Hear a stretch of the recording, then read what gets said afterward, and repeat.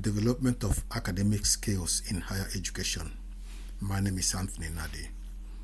Overview of the module that we've done so far is about critical thinking, which is about dissecting informations and not taking contents or articles on face value. It's about analyzing the informations before us, which is breaking down the information into little bits to make it easy to understand, and evaluating the content, the quality of what we have read, in which case we have to find out the author's background, what he knows about it, who is financing, if any, the biases of the author, and the purpose of the writing. It's about asking the right questions and checking the references of articles that we have read.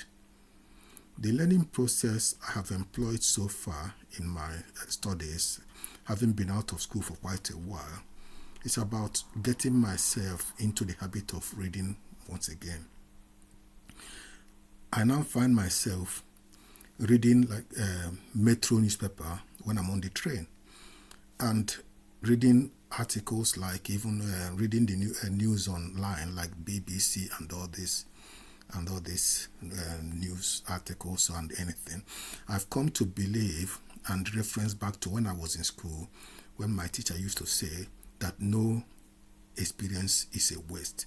So nothing you read today, even if it's not related to the subject you are doing, is a waste, because at some point it might serve you.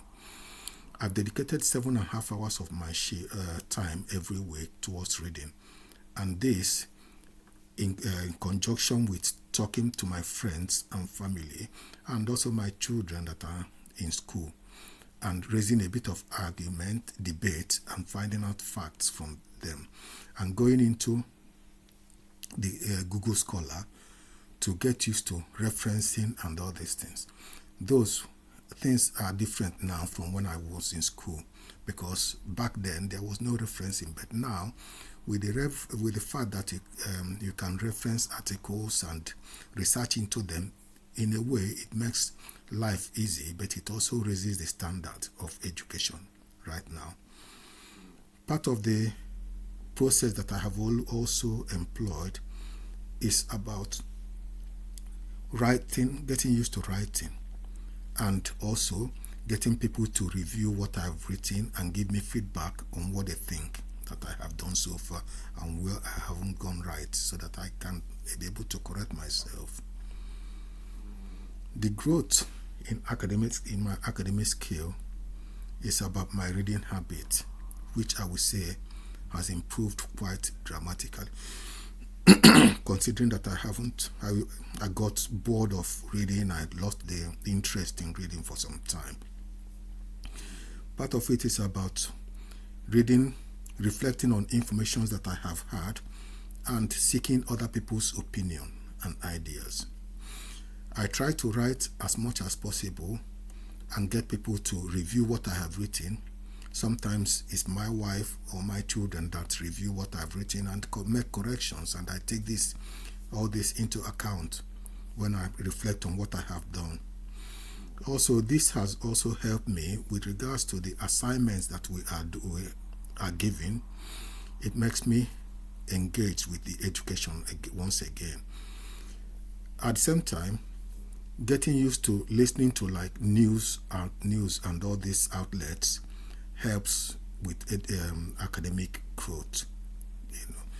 I never used to listen to news. I found it boring, because I just believe there's hardly any good news that comes to it. But right now, I listen to them, not because I'm that interested, but to find out more facts and analyze it and reference it and find out if I can. There are things that I can pinpoint that are wrong or right in them. That to me is about academic growth, and it helps me contribute more to conversations while at work, because these days whatever I try to bring out, I try to make sure that there are facts and that I've researched into it, and I'm not just raising issues for raising sake. That also makes me feel fulfilled at the end of the day. With regards to the obstacles I have encountered while studying. I would say that the major obstacle is traveling, because I live in Kent, which takes me about an hour 45 minutes to 2 hours to get to London. So I have to do that twice a week. And with the trains and transport system in this country is so unreliable, any delays means that I will be late to college. And I've, at least on one occasion, I've ended up cancelling because my train was cancelled. So getting used to that, and also knowing that I'm in full-time work, sometimes I finish the night shift and then come to school, attend college lectures in the morning. So, getting tired and all these things, it's not an easy thing, but what has to be done has to be done. I'm getting used to it. At the end of the day, it's something that you have to do if you really want something that bad. Getting used to reading again was an obstacle, but I think I have overcome that very obstacle. And also being able to encourage people to have a debate and give me a feedback on my writing is an obstacle also, because I used to feel ashamed in case they correct me, but now I take it on the chin when a correction comes. I learn from it. I have learned that, if you want something that hard, you try and get it sorted.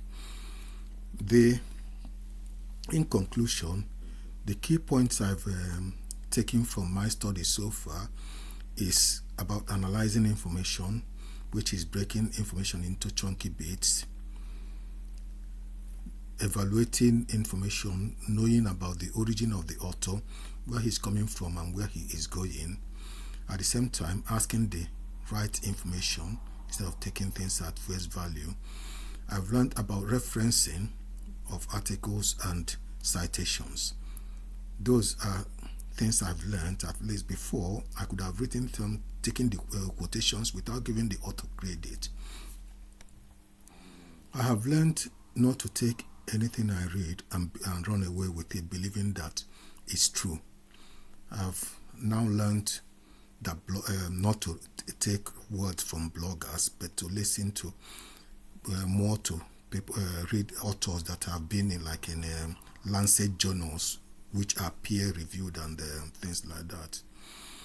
With regards to my studies, academic journey so far, knowing what I know now, will I do it again? I think the answer is yes. I will choose to study again because I've learned a great deal more than I knew when I started the program. Thank you.